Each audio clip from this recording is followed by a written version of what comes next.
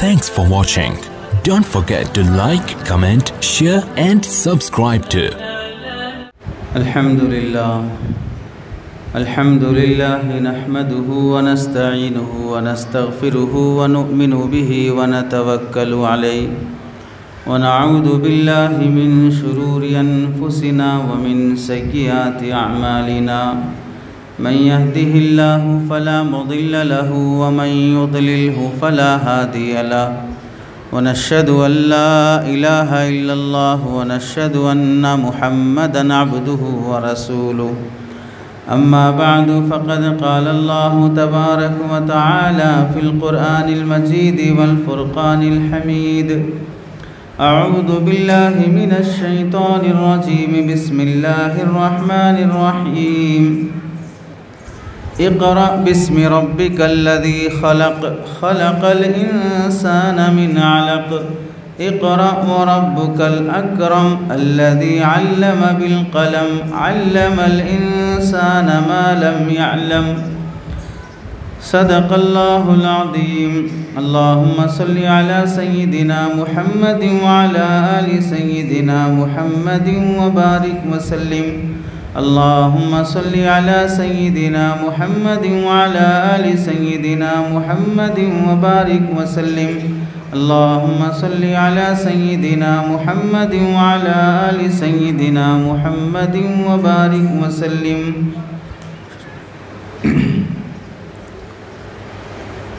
میرے محترم عزیزوں، بزرگوں اور دوستوں، اسٹیج پر جلوہ افروز معزز علماء کرام، پردہ نشین خواتین، عزیز طلباء، آج کا یہ جلسہ ہم اور آپ کے لیے بہت ہی تاریخی جلسہ ہے اور ہم سب کے اندر تحریک پیدا کرنے، جان پیدا کرنے، علم دین کی اہمیت کو سمجھنے کا موقع ہے. قرآن مجید کی آیات اور نبی کریم صلی اللہ علیہ وسلم کی احادیث کی روشنی میں دینی مدارس کی اہمیت اور ضرورت اور ہماری ذمہ داری اس متعلق کیا عائد ہوتی ہے اسے ہمیں سمجھنا چاہیے. قرآن مجید اللہ کے نبی علیہ السلام پر جب نازل ہوا، 40 سال کی عمر میں اللہ کے نبی جب نبی بنائے گئے تو آپ نبی بننے سے پہلے مکہ مکرمہ میں پورے مکہ کے ایریے میں پڑھے لکھے لوگوں کی تعداد بالکل کم تھی. علماء نے لکھا ہے احادیث کی روشنی میں پورے مکہ مکرمہ میں صرف 17 لوگ پڑھنا لکھنا جانتے تھے. 17 لوگوں کے علاوہ کوئی پڑھنا لکھنا مکہ مکرمہ میں نہیں جانتا تھا. اللہ کے نبی علیہ السلام جب مکہ مکرمہ سے مدینہ منورہ ہجرت کر کے تشریف لائے تو مدینے میں اور بھی عالم گھٹیا تھا کہ وہاں پر سوائے 11 لوگوں کے کسی کو پڑھنا لکھنا نہیں آتا تھا. اتنی بے دینی تھی، اتنی جہالت تھی کہ پڑھے لکھے لوگ بالکل کم تھے نبی کریم صلی اللہ علیہ وسلم نبی بنتے وقت. اللہ رب العزت نے اپنے نبی پر سب سے پہلی وحی، قرآن کی سب سے پہلی آیتیں نبی بنانے کے لیے جو پیغام حضرت جبرائیل علیہ السلام کے ذریعے سے اللہ کے نبی کی طرف بھیجا گیا، وہ قرآن کی سب سے پہلی 5 آیتیں تھیں جس میں اللہ تعالیٰ پہلی وحی کا پہلا لفظ یہ فرماتے ہیں اقرا، پڑھو. کس ماحول میں کہا جا رہا ہے؟ جہاں پورے مکے میں سوائے 17 لوگوں کے کوئی پڑھنے لکھنے والا نہیں ہے. اس ماحول میں پہلی وحی نازل ہو رہی ہے کہ پڑھو. تو اللہ کے نبی علیہ السلام نے فرمایا ما انا بقاری، میں پڑھا لکھا نہیں ہوں، اس کا مطلب یہ ہے کہ اللہ کے نبی علیہ السلام کسی انسان کے پاس بیٹھ کر اس کے شاگرد بن کر اور کوئی اللہ کے نبی کا استاذ بن کر نبی کو پڑھایا ہو، ایسا نہیں ہے۔ ایک انسان کے پاس بیٹھ کر پڑھتا ہے تو عالم بنتا ہے، پڑھتا ہے تو حافظ بنتا ہے، پڑھتا ہے تو ڈاکٹر بنتا ہے، پڑھتا ہے تو لائر بنتا ہے۔ انسان سے پڑھنے سے ڈگریاں پاتا ہے۔ سرکار دو عالم صلی اللہ علیہ وسلم انسان کے پاس بیٹھ کے پڑھے نہیں ہیں، اللہ کے نبی کو خود ڈائریکٹ اللہ نے تعلیم دی ہے، خود اللہ نے سکھایا ہے۔ اگر اللہ کے نبی کسی انسان کے پاس بیٹھ کر پڑھتے، علم سیکھتے، تو کل کے دن نبی ہونے کے بعد اللہ کے نبی اسلام کی دعوت دیتے غیر مسلموں کو، تو غیر مسلم یہ کہتے کہ تم سب وہی باتیں کہہ رہے ہو جو تمہارے فلاں ٹیچر نے تمہیں سکھایا ہے، تمہارے فلاں پروفیسر نے تمہیں سکھایا ہے، تم اس کے ٹیچر ہو، تم اس کے شاگرد ہو، تم اس کے اسٹوڈنٹ ہو، اس کی باتیں تم کر رہے ہو۔ اس لیے اللہ کے نبی علیہ السلام کو اللہ تعالیٰ نے کسی انسان کے پاس پڑھنے کا موقع ہی نہیں دیا، بلکہ عرب کا ماحول ہی ایسا بنایا کہ وہاں پر پڑھے لکھے لوگ تھے ہی نہیں۔ 17 آدمی پڑھے لکھے لوگ ہیں تو پھر بتائیے وہاں پر عمومی ماحول پڑھے لکھے لوگوں کا کہاں پر ہوگا؟ تو اللہ کے نبی علیہ السلام پر سب سے پہلی وحی نازل ہوئی، اقرا، پڑھو۔ آپ یہاں غور کریں، سب سے پہلا میسیج اللہ کی طرف سے ایمان لاؤ اللہ پر، یہ نہیں ہے۔ سب سے پہلا پیغام اللہ کی طرف سے نماز پڑھو، یہ نہیں ہے۔ سب سے پہلا پیغام اللہ کے رسول پر ایمان لاؤ، یہ نہیں ہے۔ سب سے پہلا میسیج اور حکم بندوں کو یہ نہیں ہے کہ تم آخرت پر ایمان رکھو، جنت جہنم پر ایمان رکھو۔ پہلا حکم اس نبی کی امت کو دیا جا رہا ہے، اقرا، پڑھو۔ اور 5 آیتیں اللہ نے نازل فرمائیں، ان 5 آیتوں میں 2 مرتبہ اقرا کا لفظ فرمایا اور 2 مرتبہ علمہ کا لفظ فرمایا۔ پڑھو اور سیکھو، کہیں زبان سے سیکھنا، کہیں قلم سے سیکھنا، لیکن پڑھنے اور لکھنے کی تعلیم اس امت کو سب سے پہلے دی گئی ہے۔ حضرت علی میاں ندوی رحمۃ اللہ علیہ فرماتے ہیں، جس امت کو سب سے پہلا میسیج، جس امت کو سب سے پہلا آرڈر اللہ کی طرف سے یہ ہو کہ پڑھو اور لکھو، وہ امت کبھی جاہل نہیں رہ سکتی ہے، وہ امت کبھی ان پڑھ بن کر جینے پر راضی نہیں رہ سکتی ہے۔ چاہے پیٹ پہ پتھر باندھنا پڑے، قرض دار بننا پڑے، فاقے گزارنا پڑے، اور اپنی ضرورتیں اور خواہشات کاٹ کر چھوڑ کر اپنے بچوں کی تعلیم کی خاطر ہمیں ہزاروں روپے خرچ کرنا پڑے، لیکن ہمیں اپنی نسل کی تعلیم کی خاطر ہمیں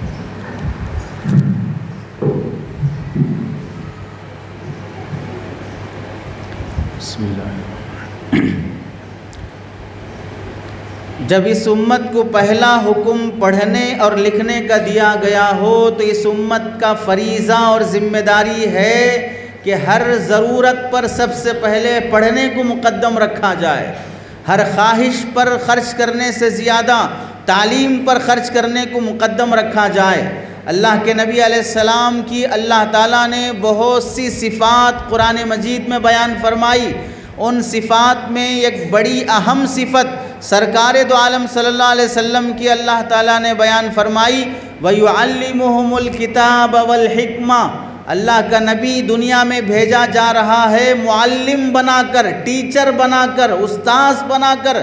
سرکار دو عالم صلی اللہ علیہ وسلم امت میں معلم ہونے کی حیثیت سے آئے ہیں، اور پوری دنیا کے انسان آپ کے شاگرد ہیں۔ پوری دنیا کی انسانیت آپ سے انسانیت سیکھتی ہے، پوری دنیا کی انسانیت آپ سے اخلاق اور حیا سیکھتی ہے۔ تو اللہ کے نبی علیہ السلام کی نمایاں صفات میں سے ایک صفت ہے لوگوں کو سکھاؤ، سکھانے کے لیے نبی کو بھیجا گیا ہے۔ آپ علیہ السلام فرماتے ہیں انما بعثت معلما، اللہ نے مجھے ٹیچر بنا کر بھیجا ہے، استاذ بنا کر بھیجا ہے۔ اس واسطے یہ خوبی نمایاں کی گئی کہ اللہ کے نبی علیہ السلام کی اگر کوئی آدمی ڈاکٹر بنتا ہے اپنی ذات کے لیے بھی فائدہ ہوتا ہے، پبلک کے لیے بھی فائدہ ہوتا ہے۔ اگر کوئی آدمی انجینئر بنتا ہے اس کی ذات کے لیے بھی فائدہ ہے، دوسروں کے لیے بھی فائدہ ہے، لیکن زیادہ تر فائدہ اپنی ذات کا مقدم رہتا ہے۔ اگر میں لائر بن جاؤں گا اچھا کما سکتا ہوں، اگر میں ڈاکٹر بن جاؤں گا اچھا کما سکتا ہوں، اگر میں بزنس مین بن جاؤں گا اچھا کما سکتا ہوں۔ نبی کریم صلی اللہ علیہ وسلم نے تعلیم کو ترجیح دی، اللہ کے نبی علیہ السلام نے سیکھنے سکھانے کو ترجیح دی۔ اس کا مطلب یہ ہوا کہ جو کام دوسروں کو فائدہ پہنچانے والا ہو اس کو زیادہ اہمیت دی جائے، جو کام قوم کو نفع پہنچانے والا ہو اس کو زیادہ اہمیت دی جائے۔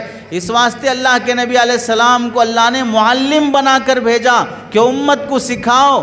جب امت کے اندر سے جہالت ختم ہوگی پھر ساری خوبیاں امت کے اندر پیدا ہوں گی۔ تیسری بات یہ دیکھیں، نبی کریم صلی اللہ علیہ وسلم مکہ مکرمہ میں ہیں، اللہ کے نبی علیہ السلام کو مکے کے کافر ستا رہے ہیں، نبی کی بات نہیں مانتے ہیں، اللہ کے نبی علیہ السلام کے صحابہ کو ستاتے ہیں۔ اللہ کے نبی علیہ السلام کعبۃ اللہ میں نماز پڑھنے کے لیے آتے ہیں تو وہاں پر اللہ کے نبی کے گلے میں چادر ڈال کر کھینچی جاتی ہے، نبی سجدے میں ہیں تو اونٹ کی اوجڑی رکھ دی جاتی ہے۔ ہر طریقے سے مکہ مکرمہ میں اللہ کے نبی علیہ السلام کو پریشان کیا گیا، ستایا گیا، حتیٰ کہ اللہ کے نبی علیہ السلام حضرت عمر رضی اللہ تعالیٰ عنہ اسلام لانے تک لوگوں کے سامنے کھلے عام دعوت نہیں دے سکتے تھے۔ اللہ کے نبی کھلے عام جماعت کے ساتھ نماز نہیں پڑھ سکتے تھے کیونکہ مکے کے کافروں کا ظلم اتنا تھا۔ ان تمام مظالم میں اللہ کے نبی علیہ السلام جس بات کو اہم سمجھا وہ یہ ہے کہ مکے میں اگرچہ کہ لوگ ہمیں ستا رہے ہیں لیکن اپنی قوم کو تعلیم دینا ہمیں نہیں چھوڑنا چاہیے۔ چنانچہ مکے کی تکلیفیں برداشت کرتے ہوئے اللہ کے نبی نے دار ارقم کے نام سے ایک گھر کا انتخاب کیا، وہاں صحابہ جو ایمان لے کے آئے، صحابیات جو ایمان لے کے آئے اس گھر میں جمع ہوتے، وہاں انہیں قرآن سکھایا جاتا، وہاں انہیں شریعت بتائی جاتی، وہاں انہیں دین سکھایا جاتا۔ کیا معلوم ہوا؟ پریشانیوں اور مصیبتوں کے عالم میں بھی قرآن سیکھنے سکھانے کو اللہ کے نبی نے نہیں چھوڑا ہے۔ مکے کی تکلیفیں برداشت کرنے کے باوجود بھی آپ علیہ السلام نے اپنی قوم کو، اپنی امت کو قرآن سکھانا نہیں چھوڑا ہے۔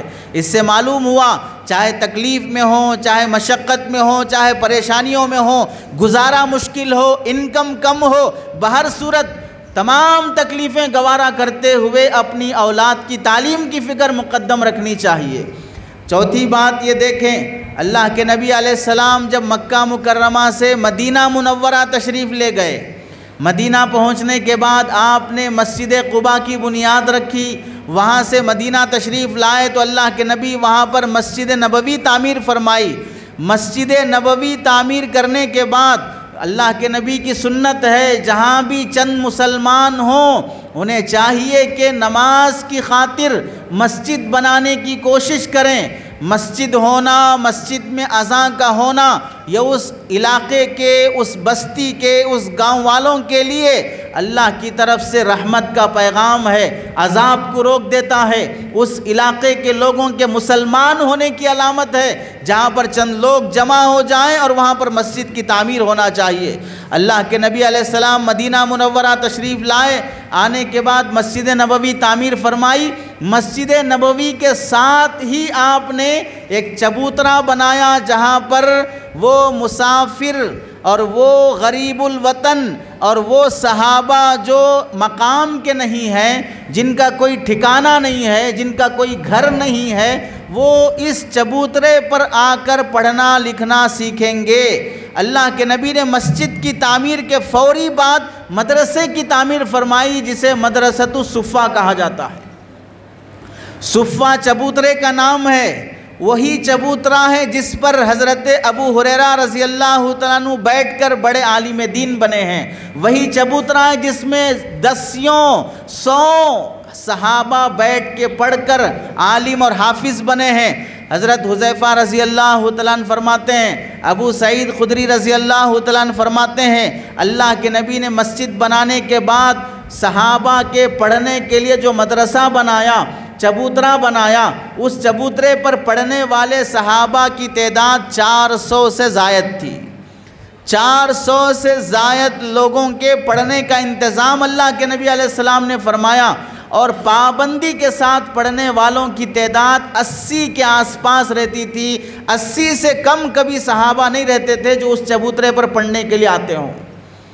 آپ علیہ السلام مسجد تعمیر کرنے کے بعد مسجد سے متصل فوراً آپ علیہ السلام نے مدرسے کی تعمیر فرمائی، صحابہ کے تعلیم کا انتظام فرمایا۔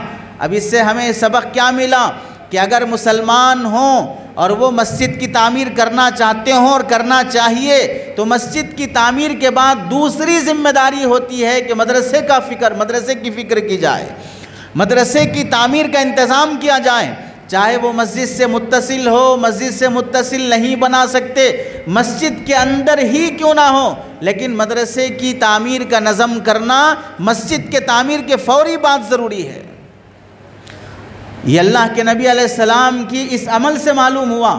چنانچہ آپ دیکھیں بہت سے لوگ اپنے ماں باپ اور مرحومین کے نام سے مسجد بنانا چاہتے ہیں، یا مسجد میں فیان لگانا چاہتے ہیں، مسجد میں قالین بچھانا چاہتے ہیں، مسجد کا مینار بنانا چاہتے ہیں۔ ہم ان بندوں سے کہتے ہیں مسجد بغیر مینار کے بھی رہ سکتی ہے، لیکن مسجد میں اگر مکتب نہیں چلتا ہو، مسجد میں صبح شام بچوں کی تعلیم کا اگر نظم نہیں ہوتا ہو، وہ مینار کسی کام کا نہیں ہے جہاں پر مسجد میں تعلیم کا نظم نہ ہو۔ جہاں نسل کو تعلیم دینے کا انتظام نہ کیا جائے، 50,000 روپے، 2 لاکھ روپے، 3 لاکھ روپے مسجد کے مینار کی خاطر خرچ کیا جا سکتا ہے، لیکن اپنی نسل کی خاطر مکتب اور مدرسے کا نظم نہ کیا جاتا ہو، گارے مٹی پر، اینٹ اور سیمنٹ پر پیسہ خرچ کرنے والی قوم کبھی اپنی نسل کو تعلیم یافتہ نہیں بنا سکتی ہے۔ جھوپڑیوں میں رہ کر، درخت کے نیچے رہ کر انہوں نے اپنے بچوں کو ایسا پڑھایا، بعد میں ان کے نام پر کالجز بنائے گئے، ان کے نام پر یونیورسٹیز بنائی گئی، لیکن وہ پڑھتے وقت درخت کے نیچے پڑھے ہیں، وہ پڑھتے وقت جھوپڑی میں پڑھے ہیں۔ پڑھنے کے زمانے میں چاہے جیسی بھی مشقتیں ہوں، پہلے تعلیم کو ترجیح دینی چاہیے۔ آج لوگوں میں نیکی کا جذبہ ہے، اگر کہا جائے کہ مسجد کے لیے سیمنٹ کی ضرورت ہے، میری طرف سے 100 تھیلے سیمنٹ کے لے لیجئے، میری طرف سے 2 لاری اینٹ کے لے لیجئے، آدمی بڑے جذبے کے ساتھ گارے مٹی پہ خرچ کرنے کے لیے تیار ہوتا ہے۔ اس سے کہیں زیادہ وہ بھی ضروری ہے، اس سے کہیں زیادہ ضروری نسل کی تعلیم و تربیت کے لیے پیسہ خرچ کرنا ضروری ہے۔ بعض لوگ مسجد بناتے ہیں، مسجد کے لیے کتنی زمین ہے؟ 500 گز کی زمین ہے، تو مشورہ نہیں کیا جاتا علماء سے کہ 500 گز کی زمین میں مسجد شرعی کتنی بنانی چاہیے، مسجد عرفی کتنی بنانی چاہیے، صفیں کتنی ہونی چاہیے، جگہ کتنی چھوڑنی چاہیے، تاکہ اتنی جگہ چھوڑ سکیں کہ ہم کمرے بنائیں، کمرے بنا کر اس میں مدرسہ چلائیں، کمرے بنا کر اس میں بچوں کو انگریزی تعلیم دے سکیں، اس میں انگلش، میتھس، تیلگو اور دیگر سبجیکٹس پڑھا سکیں۔ ہم مسجد کے ایریے میں ہی شرعی مسجد، عوام جتنی اس بستی میں پائی جاتی ہے، نماز 5 نمازوں کے لیے کتنی پبلک آتی ہے، جمعہ کے لیے کتنی آتی ہے، عیدین کے لیے کتنی آتی ہے، اتنے صف کی اس سے 2-3 صف بڑھا کر مسجد بنا لی جائے، باقی جگہ چھوڑ کر کمرے بنائے جائیں، تاکہ وہاں پر مسجد میں بچوں کی تعلیم و تربیت کا نظام قائم کر سکے۔ لوگوں کو مسجد کی تعمیر کا مشورہ بھی ضروری نہیں محسوس ہوتا، جس کی وجہ سے شرعی مسجد پوری بنا دی جاتی ہے اور مسجد میں مکتب اور مدرسہ چلانے کا نظم بھی رکھا نہیں جاتا ہے۔ یہ بہت ہی قابل اصلاح پہلو ہے، یہ غلطیوں پر مشتمل کام ہے۔ مشورہ کر لینا چاہیے علماء سے کہ مسجد کتنی بنائی جائے، آس پاس کتنی جگہ چھوڑی جائے، تاکہ مصلیوں کے ساتھ نسل کی تعلیم و تربیت کی بھی فکر کی جا سکے۔ دوسری ذمہ داری یہ بات معلوم ہوتی ہے، اللہ کے نبی علیہ السلام جب مسجد تعمیر کرنے کے بعد مدرسے کی فکر فرمائی تو اس سے ایک سبق تو یہ ملا کہ جہاں بھی مسلمان رہتے ہوں تو مسجد کے ساتھ مدرسے کا نظام نہیں ہے تو قائم کرنے کی کوشش، چل رہا ہے تو حفاظت کرنے کی کوشش۔ مدرسہ پہلے سے چل رہا ہے، اب کمیٹی کی ذمہ داری ہے، اپنے مسلمان بھائیوں کی ذمہ داری ہے کہ جو مدرسہ چل رہا ہے ہم اس کے ہاتھ پیر بن جائیں، اس کے محافظ بن جائیں، اس کے معاون بن جائیں، ہاتھ بٹانے والے بن جائیں، ٹانگ کھینچنے والے نہ بنیں، ساتھ دینے والے بن جائیں، دشمنی اور نفرت کرنے والے نہ بنیں۔ نبی کریم صلی اللہ علیہ وسلم نے یہ پیغام دیا، مسجد کے بعد مدرسے کی فکر کرنا، اس کا ساتھ دینا، اس کے معاون بننا، عمل سے اللہ کے نبی علیہ السلام نے دکھایا۔ بڑے افسوس سے کہنا پڑتا ہے بعض لوگ مسجد کی تعمیر ہو گئی، تعمیر کے بعد فکر ہوتی ہے کہ فرسٹ فلور بھی ڈالنا چاہیے، اب اس کے لیے چندے کے لیے فلاں شہر جاؤ، فلاں شہر جاؤ، اپنے دوستوں سے تعلقات سے استعمال کرتے ہوئے بیرون ممالک سے چندہ لے کے آؤ، کویت، سعودیہ، امریکہ، فلاں جگہوں سے ان سے وصول کیا جائے، اور پھر اس کے بعد فرسٹ فلور ڈال دیا گیا۔ پھر فکر ہوتی ہے کہ تھرڈ فلور ڈالا، سیکنڈ فلور ڈالا جائے، مسجد گراؤنڈ فلور بن گئی، فرسٹ فلور بن گئی، سیکنڈ فلور بن گئی۔ اب فکر کیا ہوتی ہے کہ اب چٹائیاں نکال کر قالین ڈالی جائے، قالین کے لیے چندہ کیا جاتا ہے، قالین آ گئی، اب پنکھے تو ہیں، گرمی کے موسم میں زیادہ گرمی لگتی ہے تو اے سی کا نظم کیا جائے، پھر اس کے بعد اچھے ڈیکوریشن والے لائٹس لگائے جائیں، اچھے ٹائلز لگائے جائیں، یعنی ساری فکر گارے مٹی پہ خرچ کرنے کی چلتی رہتی ہے۔ امت کے لاکھوں روپے مسجد کی تعمیر پہ خرچ ہو گئے۔ فرسٹ فلور پہ کتنے لوگ نماز پڑھیں گے؟ سیکنڈ فلور پہ کتنے لوگ نماز پڑھیں گے؟ 5 ٹائم نماز پڑھنے کے لیے جو لوگ آتے ہیں ان سے گراؤنڈ فلور کی ایک صف بھی مکمل نہیں ہوتی ہے، 2 صف بھی مکمل نہیں ہوتی ہے۔ جس جگہ پر 2 صفیں نمازیوں سے مکمل نہیں ہوتی ہیں وہاں فرسٹ فلور کی کیا ضرورت ہے، سیکنڈ فلور کی کیا ضرورت ہے؟ چلیے بنا لیا ہے، بنا لینے کے بعد کیا چندہ کرنے والوں سے یہ بول کے بنایا کہ فرسٹ فلور بنا رہا ہوں، صرف جمعہ میں نماز ہوگی باقی بند رہے گا، دھول پڑتی رہے گی؟ سیکنڈ فلور بنا رہا ہوں، صرف جمعہ میں نماز ہوگی باقی 5 ٹائم بند رہے گا، دھول پڑی رہے گی۔ فرسٹ فلور، سیکنڈ فلور بنا رہا ہوں، عید میں پڑھا جائے گا، سال میں ایک بار رمضان میں اور عید میں پڑھا جائے گا، اس کے بعد نہیں کھولا جائے گا۔ تو پھر اگر یہ بول کر چندہ لیا جاتا تو کیا چندہ دینے والے دیتے تھے کہ صرف جمعہ میں ایک بار نماز پڑھائی جائے گی باقی بند رہے گا، دھول پڑا رہے گا؟ صرف عیدین میں پڑھائی جائے گی نماز، اس کے بعد بند رہے گی، دھول پڑی رہے گی۔ کبھی بستی کے علماء سے مشورہ نہیں لیا جاتا کہ ہماری مسجد کا فرسٹ فلور خالی ہے، سیکنڈ فلور خالی ہے، آپ یہاں مدرسہ چلائیے، بچوں کو پڑھنے لائیے تاکہ مسجد آباد رہے۔ ہمارے بعض دوستوں سے جو ہم بڑی فکر سے کہتے ہیں 24 گھنٹے مسجد آباد رہنی چاہیے، تھوڑا دل پہ ہاتھ رکھ کے بولو 24 گھنٹے دنیا کی کون سی مسجد آباد ہے؟ 24 گھنٹے دنیا کی کون سی مسجد آباد ہے؟ 24 گھنٹے آباد رکھنے کا جذبہ ہے تو اس میں مدرسہ چلاؤ، اس میں طلبہ تہجد سے پہلے بھی پڑھیں گے، فجر کے بعد بھی پڑھیں گے، دن بھر بچوں کی تلاوت ہوتی رہے گی، مغرب کے بعد بھی پڑھیں گے، عشاء کے بعد بھی پڑھیں گے، اور کوئی بچہ وہ بھی ہوگا جو رات کے 12 بجے بھی پڑھتا نظر آئے گا۔ 24 گھنٹے مسجد آباد مصلیوں سے نہیں ہوتی ہے، 24 گھنٹے مسجد آباد کمیٹیوں سے نہیں ہوتی ہے، 24 گھنٹے مسجد آباد چندہ دینے والوں سے نہیں ہوتی ہے، 24 گھنٹے مسجد آباد معصوم بچوں سے ہوتی ہے، مکتب پڑھنے والے طلبہ سے ہوتی ہے، مدرسے میں پڑھنے والے بچوں سے ہوتی ہے۔ جنہیں 24 گھنٹے مسجد آباد کرنے کی فکر ہے انہیں مسجد میں مدرسے کی کوشش کرنا چاہیے، مکتب کے نظام کی کوشش کرنا چاہیے۔ اور آخری بات بہت قریب سے سمجھانے کے لیے، ہم میں جتنے دوست و احباب نظام الدین مرکز گئے ہیں، اس نظام الدین مرکز کے اکابرین نے ہمیں کیا سبق دیا ہے؟ جہاں دعوت و تبلیغ کی محنتیں چل رہی ہیں وہیں پر کاشف العلوم ادارہ مرکز میں چل رہا ہے، وہیں نظام الدین مرکز میں مدرسہ چل رہا ہے، اساتذہ پڑھا رہے ہیں، وہاں اکابرین درس دے رہے ہیں۔ حضرت جی الیاس صاحب رحمۃ اللہ علیہ نے جہاں مسجد میں دعوت و تبلیغ کا نظام قائم فرمایا وہیں پر ایک ادارہ بھی قائم فرمایا کہ دعوت و تبلیغ کا نظام بھی رہے، تعلیم و تعلم کی فکر بھی رہے۔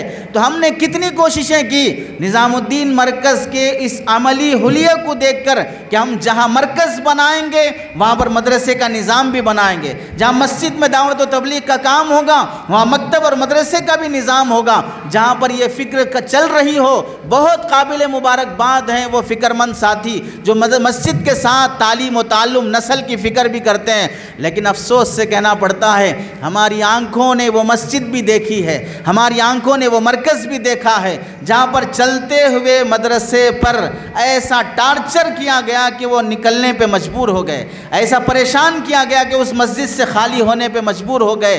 مسجد میں قرآن پڑھا جا رہا ہے، مسجد میں مکتب چلایا جا رہا ہے، مسجد میں قرآن حدیث کی تعلیم دی جا رہی ہے، ذاتیات کی بنیاد پر، اپنی نہ چلنے کی وجہ سے، اپنی نہ منوانے کی وجہ سے کہ فلاں ہماری نہیں سنتے ہیں، اپنی چلاتے ہیں، اپنی انا کی وجہ سے مساجد کو مکتب سے خالی، مساجد کو مدارس سے خالی، علماء سے دوریاں پیدا کر دی جاتی ہیں. تو آپ بتائیے کون سی سنت پر ہم عمل کر رہے ہیں؟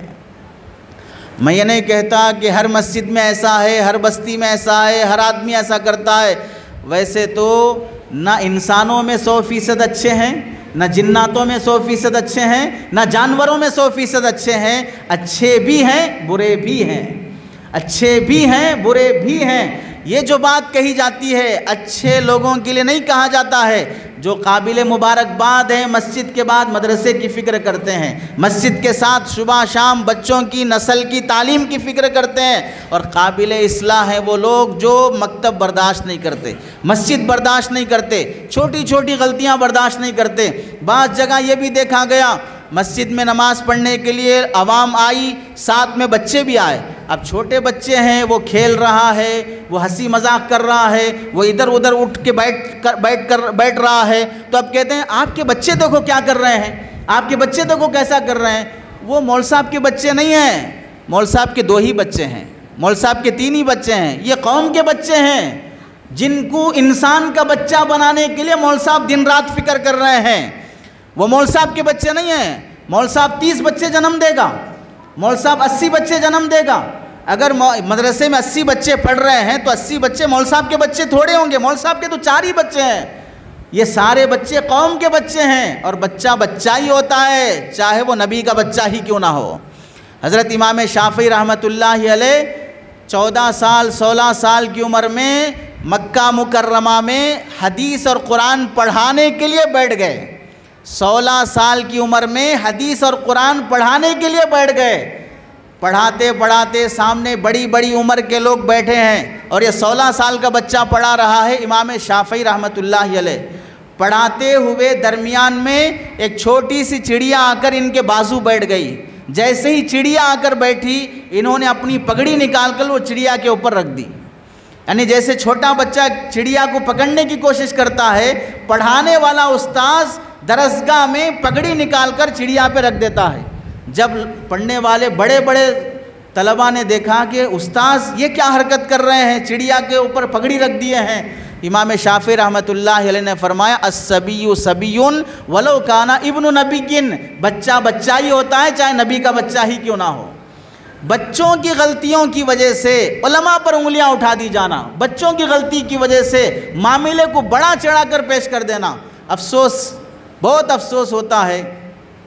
خود کا بچہ تو فرض نماز میں بھی نہیں ہے، خود کے بچے کے چہرے پر داڑھی بھی نہیں ہے، خود کا بچہ اسلامی لباس میں بھی نہیں ہے، خود کی اولاد گرل فرینڈ بنا کر باہر عیاشیاں کر رہی ہے، خود کی اولاد نشہ سگریٹ گانجا کر رہی ہے، اور جو بیچارے قوم کے بچے آ کر یہاں پڑھ رہے ہیں ان کا نماز کی صف میں صحیح نہ کھڑنا دکھ رہا ہے، اپنی اولاد کا آوارگی نہیں دکھ رہی ہے، اپنی اولاد کی بے حیائی نہیں دکھ رہی ہے.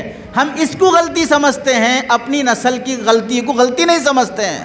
تو آپ بتائیے ہماری نظر کی اصلاح چاہیے، ہماری سوچ بدلنی چاہیے، ہماری فکر بدلنی چاہیے. ان بچوں کو محبت کی نگاہ سے دیکھنا، ان بچوں سے غلطی ہو جاتی ہو ذمہ دار سے یہ کہنا کہ آپ اپنے بچوں کو تھوڑا یہ بات سمجھا لیجئے. آپ بتائیے ہم اور آپ کتنے بڑے ہو گئے، بیوی آ گئی، بچے ہو گئے، داماد بن گئے، خسر بن گئے، ہم گھر میں جاتے ہیں سلام کیے بغیر جاتے ہیں. کتنے لوگ ہیں جو گھر میں سلام کر کے داخل ہوتے ہیں، کتنے لوگ ہیں جو گھر میں دعا پڑھ کے داخل ہوتے ہیں، کتنے لوگ ہیں جو گھر سے نکلتے ہوئے سلام کر کے گھر سے نکلتے ہیں. بڑی عمر کے ہو جانے کے بعد بھی اسلامی آداب کا لحاظ نہیں رہا. اب اگر یہ چھوٹے بچے کسی کو سلام نہ کریں تو کیا کرتے ہیں؟ ارے کیا مدرسہ چل رہا ہے، بچے سلام ہی نہیں کر رہے ہیں۔ ہمیں سلام کے بھوکوں کو سلام دے دینا چاہیے، سلام کے پیاسوں کو سلام کر دینا چاہیے، لیکن وہ مول صاحب کریں گے، چھوٹے بچے کہاں سے کریں گے؟ وہ سیکھتے سیکھتے ایک ٹائم لگتا ہے، ایک عرصہ لگتا ہے، ہمیں سکھانا پڑتا ہے۔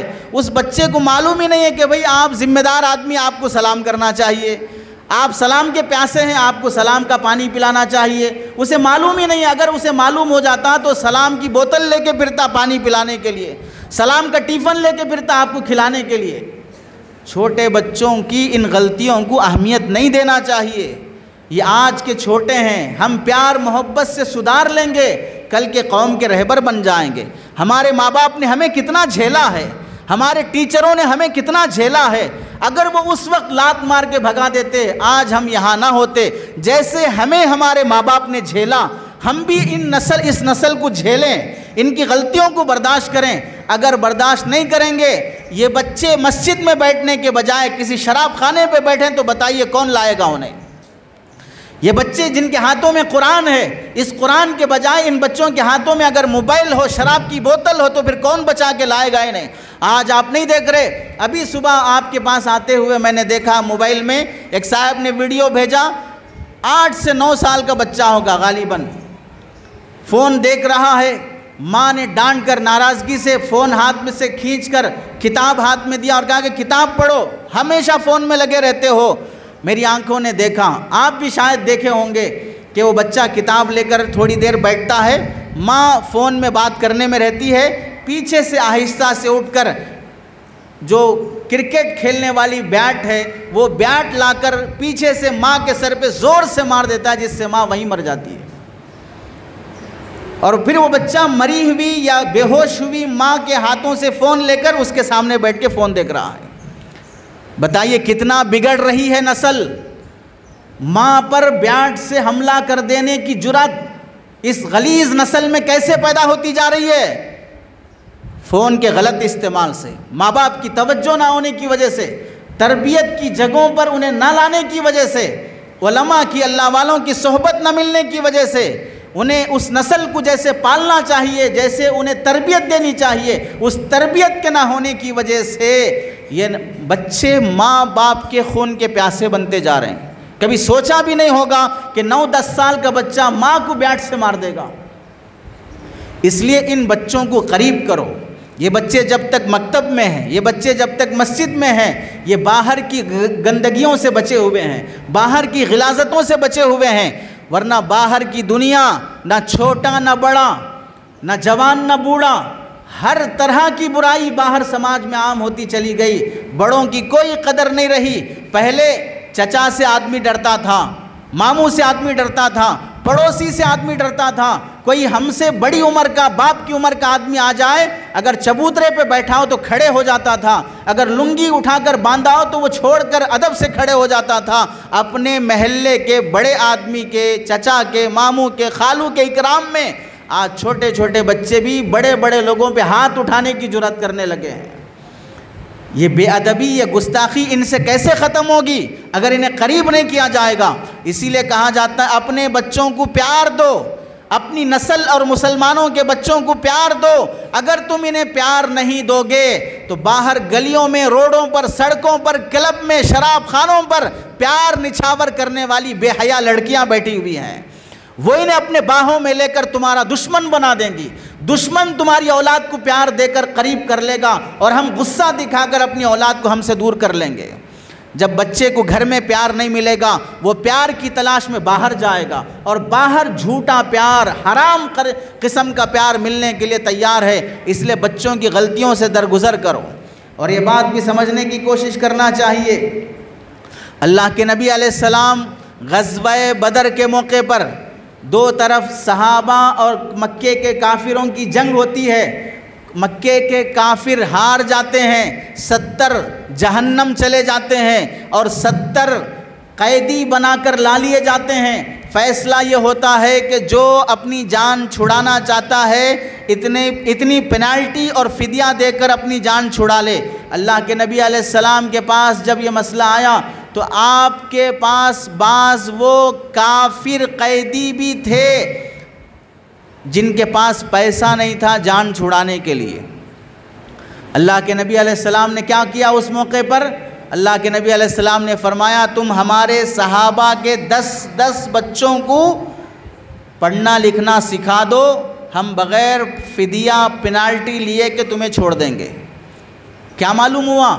جنگ کے موقع پر، جنگ کے بعد قید میں آنے والے قیدی سے بھی اگر تمہیں سیکھنے کی ضرورت پڑے تو اپنی نسل کو سکھاؤ، ان سے تعلیم دو، ان سے یہ نہیں کہ یہ کافر ہے، یہ دشمن ہے، یہ فلاں ہے۔ اگر نعمت ہے، لینے کی چیز ہے، تو اس سے بھی کیوں نہ ہو لینے کی کوشش کرو۔ تو آپ علیہ السلام نے بدر کے قیدیوں کے پاس اپنے صحابہ کے بچوں کو پڑھایا۔ اس زمانے میں ہم یہ کہتے ہیں، اس کا مطلب یہ نہیں ہے کہ کوئی بھی ایرا غیرہ دشمن عیسائی مسنریز کی اسکولز اور کالجز اور فرقہ پرست طاقتوں کے اسکول اور کالجز میں اپنے بچوں کو داخل کراؤ، جہاں پر سوریہ نمسکار بھی کرایا جاتا ہے، یوگا بھی کرایا جاتا ہے، وندے ماترم بھی پڑھایا جاتا ہے، وہاں پر سرسوتی کی بھی پوجا ہو، وہاں پر لکشمی کی بھی پوجا ہو، ہر طرح کا شرک وہاں پر صبح شام کروایا جاتا ہو۔ ایسی اسکولوں میں اپنی اولاد کو اگر پڑھائیں گے، وہ خونی لحاظ سے آپ کی نسل کے ہوں گے، دل و دماغ کے لحاظ سے وہ یہودی اور ہندو بن چکے ہوں گے۔ پڑھانے کا مطلب یہ ہے کہ اگر ایسا علم ہو جو شرک سے خالی ہو، وہ آپ غیر مسلم سے بھی پڑھ سکتے ہیں۔ کتنے کالجز میں مسلمان پروفیسر ہیں، کتنے کالجز میں غیر مسلم ہیں۔ اگر غیر مسلم بھی پڑھا رہا ہو، اس سے بھی پڑھنے کی کوشش کی جائے، لیکن یہ کافی نہیں ہے۔ ہماری مسلمان قوم کو جب اللہ کے نبی نے یہ تعلیم دی ہے کہ پڑھنا اس امت کی پہلی ذمہ داری ہے، پھر مسلمان ٹیچر کیوں نہیں بنتا، مسلمان ڈاکٹر کیوں نہیں بنتا؟ جہاں لوگ یہ جملہ سن کے بہت خوش ہوتے ہیں، میں چاہتا ہوں، لوگ بولتے ہیں میں چاہتا ہوں کہ ہمارے ان حافظ بچوں کے ایک ہاتھ میں قرآن ہو اور دوسرے ہاتھ میں ڈاکٹری کی ڈگری ہو، میں چاہتا ہوں کہ ان بچوں کے ہاتھ میں ایک ہاتھ میں قرآن ہو اور دوسرے ہاتھ میں لا کی ڈگری ہو۔ جیسے یہ کہتے ہیں کہ ایک حافظ کے ہاتھ میں قرآن ہو اور اس کے ہاتھ میں ڈاکٹری کی ڈگری ہو، ویسے ہی ہم بھی یہ کہتے ہیں، ہم بھی یہ چاہتے ہیں جس کے ہاتھ میں ڈاکٹر کی ڈگری ہو اس کے ہاتھ میں قرآن بھی ہو، جس کے ہاتھ میں لا کی ڈگری ہو اس کے ہاتھ میں بھی قرآن ہو، جو ٹیچر ہے، پروفیسر ہے، بزنس مین ہے، اس کے بھی ہاتھ میں قرآن ہو۔ اللہ کے بندوں، جو حافظ قرآن ہے اسے ڈاکٹری کی ڈگری دلانا چاہتے ہیں، لیکن جو ڈاکٹر ہے اسے کلمہ بھی پڑھانا نہیں چاہتے ہیں، جو لائر ہے اسے 5 وقتہ نماز کے فرائض بھی سکھانا نہیں چاہتے ہیں۔ 98% مسلمانوں کے بچے اسکول اور کالجز میں پڑھتے ہیں، 2% بچے مدرسے میں آتے ہیں۔ سچر کمیٹی کی رپورٹ ہے، مسلمانوں کے صرف 2% بچے اس مدرسے میں آتے ہیں اور 98% بچے اسکول جاتے ہیں۔ 2% بچے جو مدرسے میں آ رہے ہیں قرآن سیکھنے، حدیث سیکھنے، اللہ کے دین کی تعلیم کی حفاظت کرنے، ان 2% بچوں کو ڈاکٹر بنانا چاہیے، ان 2% بچوں کو لائر بنانا چاہیے، ان 2% بچوں کو ایڈوکیٹ بنانا چاہیے۔ 98% بچے جو ہندو اور عیسائی اور یہودی بن رہے ہیں انہیں مسلمان بھی نہیں بنانا چاہیے، وہاں دینی تعلیم کی فکر بھی نہیں چاہیے، انہیں مکتب سے بھی جوڑنے کی کوشش نہیں کرنا چاہیے۔ یہ کیسا دوہرا رویہ ہے؟ جب یہاں 2% بچوں کے بارے میں فکر کرتے ہو، حافظ بن کے کیا کھائیں گے، عالم بن کے کیا کمائیں گے؟ بہت اچھی فکر ہے آپ کی، آپ عالم اور حافظ کی محبت میں یہ فکر کر رہے ہیں کہ یہ حافظ اور عالم پڑھنے کے بعد کچھ اچھا کمائیں، اچھا کھائیں۔ ویسے ہی آپ یہ بھی فکر کریں کہ 98% بچے جو اسکولوں میں روزانہ شرک کر رہے ہیں، روزانہ مورتی پوجا سیکھ رہے ہیں، روزانہ یوگا اور سوریہ نمسکار کر رہے ہیں، ان 98% بچوں کے اندر ایمان کیسے آ جائے، یہ کیسے مسلمان بن جائیں، یہ کیسی ہماری اولاد بنی رہے، اس کی بھی فکر ہونی چاہیے۔ اور جب یہ واقعتاً فکر سچی فکر ہے تو پھر آپ 2 کام اس موقع سے کیجئے۔ پہلا کام یہ ہے کہ جب حافظ صاحب حافظ بننے کے بعد کیا کھائیں گے، یہ فکر ہے، سچی فکر ہے۔ عالم بننے کے بعد کیا کھائیں گے، سچی فکر ہے۔ تو آپ بتائیے، عالم بننے کے بعد، حافظ بننے کے بعد جب مارکیٹ میں آتے ہیں حافظ صاحب، عالم صاحب، تو پھر ان کے لیے کام کرنے کا میدان کون سا ملتا ہے؟ حافظ صاحب کو ہاسپٹل میں جاب ملے گی، عالم صاحب کو عدالت میں کورٹ میں جاب ملے گی؟ حافظ صاحب، عالم صاحب، مفتی صاحب کو کسی بزنس کی کمپنی میں جاب ملے گی؟ نہیں ملے گی۔ کہاں جاب ملتی ہے؟ مسجد میں امامت ملے گی، مدرسے میں خدمت ملے گی، مسجد میں مؤذنی ملے گی۔ جو حافظ بننے والے بچے کے بارے میں بول رہے تھے، حافظ بننے کے بعد کیا کھائے گا، کتنا کمائے گا، جو وہ فکر ظاہر کر رہے تھے، ان فکر مند ساتھیوں سے ہم یہ کہتے ہیں اب وہی حافظ صاحب مسجد میں آئے ہیں، اب آپ تنخواہ کتنی رکھیں گے وہ بتائیے۔ کیا کھائیں گے فکر کر رہے تھے، اب مسجد میں آنے کے بعد امام صاحب کی تنخواہ 8,000 تنخواہ بس کافی ہے۔ کیا خرچے ہیں امام صاحب کو؟ 10,000 تنخواہ بس کافی ہے۔ کیا خرچے امام صاحب کو؟ کیا فکر کر رہے تھے حافظ بنے تو کیا کھائیں گے، بن کے آنے کے بعد جب مسجد میں آ رہے ہیں 8-10 ہزار پہ اٹکا کے رکھ رہے ہیں۔ معلوم ہوا یہ فکر نہیں تھی، یہ مگرمچھ کے آنسوں تھے۔ اگر واقعتاً ان کی روزی روٹی کی فکر تھی، مسجد میں 400 آدمی نماز کے لیے آتے ہیں، 200 آدمی نماز کے لیے آتے ہیں، 150 میں مسلمانوں کے گھر پائے جاتے ہیں، 150 مکانات ہیں، ہر مکان میں کوئی نہ کوئی بچہ انجینئر ہے، ڈاکٹر ہے، ٹیچر ہے، لائر ہے، کچھ نہ کچھ پڑھا ہوا ہے، نہیں تو ڈرائیور ہے کچھ کما کے کھا رہا ہے، نہیں تو باہر گیا ہوا ہے، UK US گیا ہوا ہے، ذاتی مکان بنا لیا باپ نے۔ اس کے گھر سے مسجد کی معاونت کے لیے ہفتے میں 100 روپے مسجد کے لیے نہیں آتے ہیں، مہینے میں 500 روپے مسجد کے لیے نہیں آتے ہیں، تو جو قوم مسجد کی خدمت کرنا نہیں چاہتی ہے وہ قوم یہ بھی روتی ہے کہ حافظ بننے کے بعد کیا کھائیں گے۔ تو یہ کانسیپٹ نہیں سمجھ میں آ رہا کہ یہ جو سوچ یہودیوں کی بٹھائی ہوئی سوچ ہے، عیسائیوں کی بٹھائی ہوئی سوچ ہے۔ جب حافظ بننے گیا تو یہ رکاوٹ ڈالے کہ حافظ بن کے کیا کھائے گا، بن کے جب آ گیا تو تنخواہ میں رکاوٹ ڈالے کہ وہ مجبور ہو گیا، مسجد میں کچھ نہیں ملتا، کمیٹی کے تانے سننا پڑتا، آنے والے نمازیوں کے تانے سننا پڑتا، یہ لائٹ کھلی ہے، یہ پنکھا کھلا ہے، وہ کھولو، یہ بند کرو، یہ 5 منٹ دیر سے آئے، پہلے سے 10 منٹ پہلے آ کے بیٹھو۔ اتنے شرائط رہتے ہیں کہ وہ بیچارہ یہ سوچتا اس سے بہتر ہے میں ایک آٹو چلا لوں گا، اس سے بہتر ہے کہ میں سبزی بیچ لوں گا، اس سے بہتر ہے میں کہ ٹوپیاں بیچ لوں گا، مسواک بیچ لوں گا، اور میں گریسری کی دکان کھول لوں گا یا موبائل شاپ کی دکان کھول لوں گا۔ کیوں؟ اسے کسی کافر نے مسجد سے نہیں نکالا، اسے کسی فرقہ پرست دشمن نے مسجد سے نہیں نکالا، اسے اپنوں کے ظلم نے مسجد سے نکالا ہے، اسے اپنوں کے ظلم نے مسجد سے نکالا ہے، جو ہم ان کے ساتھ رویہ کرتے ہیں۔ اس لیے جب ہم فکر کرتے ہیں کہ یہ علماء، یہ بچے، یہ طلبہ حافظ کے ساتھ کچھ اور کمانا چاہتے ہیں، پہلے جس فیلڈ میں ہے اس فیلڈ کی قدر کریں۔ اور اگر ہم بڑھا نہیں سکتے ان بچوں، ان حفاظ اور علماء اور مؤذنین اور ائمہ کی تنخواہیں، کم از کم اگر ہم انہیں پیسہ نہیں دے سکتے، خدمت نہیں کر سکتے، تنخواہ اور سیلری نہیں بڑھا سکتے، کم از کم اتنا تو کر لیں کہ ہم ان سے پیار اور محبت سے تو پیش آئیں۔ یہ تو ہو سکتا ہے، پیار محبت میں تو خرچ نہیں ہوگا، ہم ان سے نفرت تو نہ کریں، ان پر اپنی جمانے کی اور چلانے کی کوشش تو نہ کریں، یہ تو ہو سکتا ہے۔ سنیں، اس زمانے میں نبی کریم صلی اللہ علیہ وسلم کے زمانے میں جو مدرسۃ الصفہ قائم کیا گیا تھا، اس مدرسے کے اخراجات کا نظام 3 طریقے سے کیا جاتا تھا۔ پہلا طریقہ کیا ہے؟ جو اس مدرسے میں پڑھنے والے صحابہ اکرام تھے، ان صحابہ اکرام کے کھانے اور گزارے کا انتظام جو دوسرے مدینے میں رہنے والے صحابہ ہیں، ان کے کھجوروں کے باغیچے ہیں، جس صحابی کو من کرتا آج میں اس مدرسے کے بچوں کو کھانا کھلاؤں تو وہ اپنے کھجور کے باغیچے سے ایک کھجور کا پورا خوشہ توڑ کے لا کے مسجد نبوی میں لٹکا دیتا۔ جو مدرسے میں پڑھنے والے بچے ہیں وہ ان کے لیے دعوت ہوتی تھی، کھجور عرب کی غذا ہے، وہ خوشہ کھجور کا لا کے لٹکا دیتا۔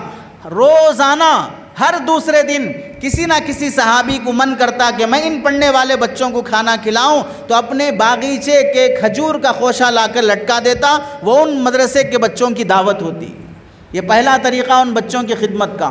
دوسرا طریقہ، اللہ کے نبی علیہ السلام وقتاً فوقتاً صحابہ سے بیان فرماتے کہ مدرسے میں صفہ میں پڑھنے والے اتنے صحابہ اکرام ہیں، آپ میں سے کون کتنے طلباء کو اپنے گھر لے جا کے دعوت کرے گا؟ تو صحابہ فرماتے کہ یا رسول اللہ میں اتنے صحابہ کو کھلا لوں گا، میں اتنے طلباء کو کھلا لوں گا۔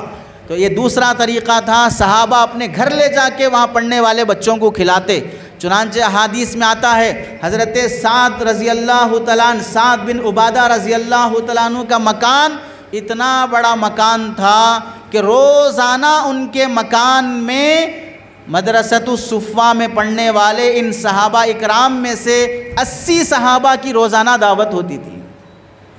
80 صحابہ کی روزانہ خدمت کرتے تھے سعد بن عبادہ رضی اللہ تعالیٰ عنہ۔ اس سے معلوم ہوا ان کا گھر مہمان خانہ بنا ہوا تھا اس مدرسے میں پڑھنے والے صحابہ کے لیے۔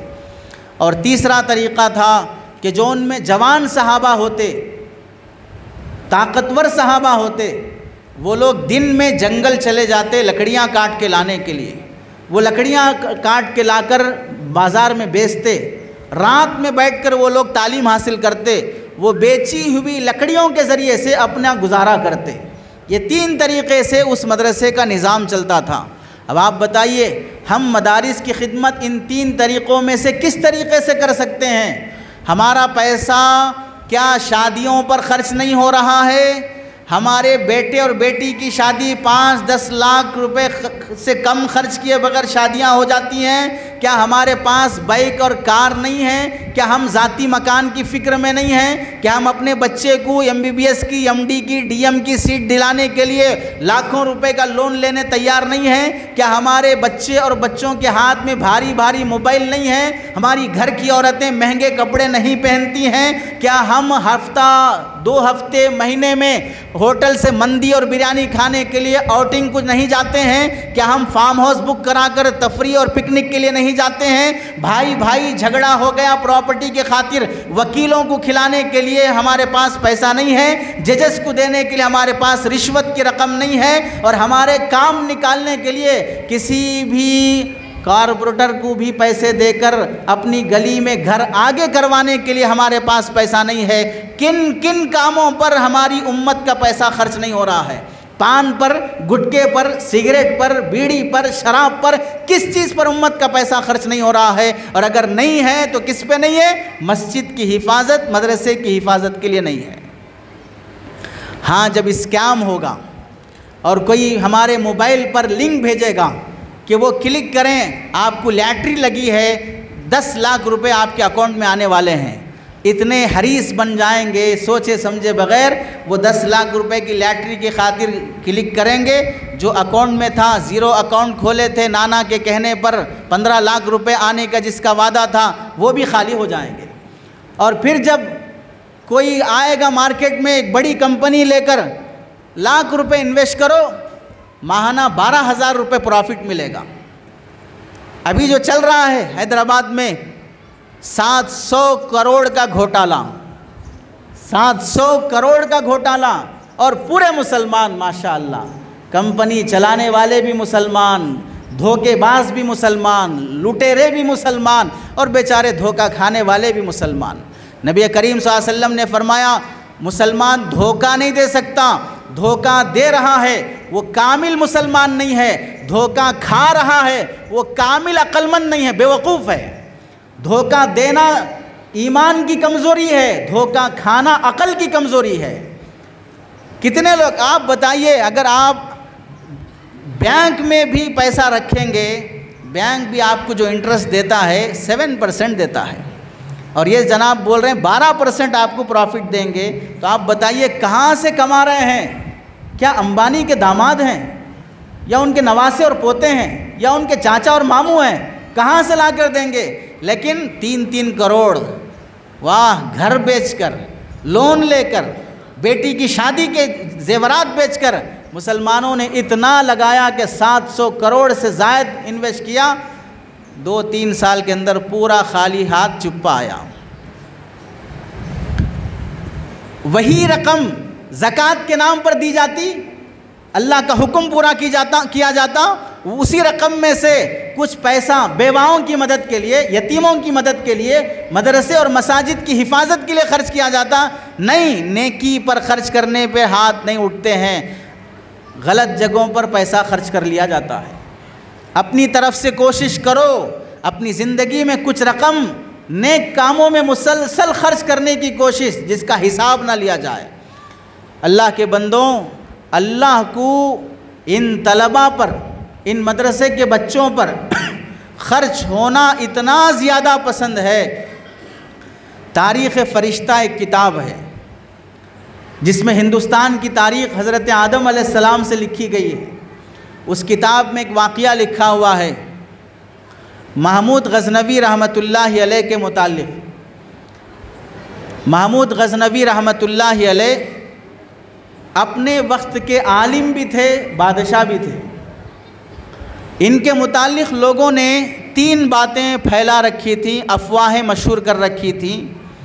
جب لوگوں کو کسی کی ترقی دیکھی نہیں جاتی تو لوگ ٹانگ کھینچنا شروع کر دیتے ہیں، کسی کی اچھائی دیکھی نہیں جاتی تو بدنام کرنا شروع کر دیتے ہیں۔ جب علماء بیانات میں ایسی باتیں بولتے ہیں جو سماج کی اصلاح کے لیے ضروری ہیں، اگر نہیں بولا جائے گا تو سماج نہیں سدھرے گا، تو لوگ علماء کا منہ بند کرنا چاہتے ہیں، عقل مندوں کی زبان پر پابندی لگانا چاہتے ہیں بے وقوفوں کو خوش کرنے کے لیے۔ بے وقوفوں کو خوش کرنے کے لیے عقل مندوں کی زبان پر پابندی لگانا چاہتے ہیں کہ یہ نہ بولا جائے، وہ نہ بولا جائے، اور جب حقیقت سمجھ میں نہیں آتی ہے تو بدنام کرنے کی کوشش کر دی جاتی ہے۔ محمود غزنوی رحمۃ اللہ علیہ کے بارے میں 3 باتیں پھیلا کر رکھی تھیں۔ پہلی بات، محمود یہ اپنی باپ کی صحیح اولاد نہیں ہے۔ دوسری بات، ان کو خود یہ ڈاؤٹ تھا ہم بادشاہ ہیں، ہم مسجدیں بناتے ہیں، ہم بیواؤں کی مدد کرتے ہیں، ہم یتیموں کی مدد کرتے ہیں، علماء کو، مفتیان اکرام کو، قاضیوں کو ہم سیلری دیتے ہیں، ہم اتنا پیسہ خرچ کرتے ہیں، اس کے باوجود بھی اللہ کے نبی علیہ السلام نے بادشاہوں کو اپنا وارث نہیں بنایا، علماء کو اپنا وارث بنایا۔ تو کیا بادشاہ اللہ کے نبی کے وارث نہیں ہیں، علماء اللہ کے نبی کے وارث ہیں؟ یہ بات صحیح ہو سکتی ہے؟ اور تیسری بات تھی کہ میں مرنے سے پہلے یہ جان لینا چاہتا ہوں کہ اللہ میری مغفرت کرے گا یا نہیں کرے گا۔ یہ 3 باتیں محمود غزنوی رحمۃ اللہ علیہ کے کو ڈاؤٹ کی تھیں۔ تو ایک بار ایسا ہوا، اپنی بادشاہت کے زمانے میں مارکیٹ میں سیر کرنے کے لیے نکلے، جائزہ لینے کے لیے، دیکھا ایک گوشت کی دکان پر ایک چھوٹا بچہ اپنے ہاتھ میں قرآن لیے یا کتاب لیے کھڑا ہے۔ اس زمانے میں کرنٹ نہیں تھا، چراغ سے گھر روشن ہوتے تھے۔ اس بچے کے پاس اتنے پیسے نہیں تھے کہ وہ چراغ خرید کر مسجد میں بیٹھ کر چراغ کی روشنی میں پڑھ سکے، اندھیرا تھا۔ تو مارکیٹ کی دکان پر جو چراغ چولہا جل رہا ہے، اس چولہے کی آگ کی روشنی میں وہ اپنا سبق یاد کر رہا تھا۔ کتاب لے کر آگ کے قریب جاتا اور اس میں دیکھ کر عبارت اور لائن پڑھ لیتا، پھر بازو آ کر اسے رٹنا شروع کرتا۔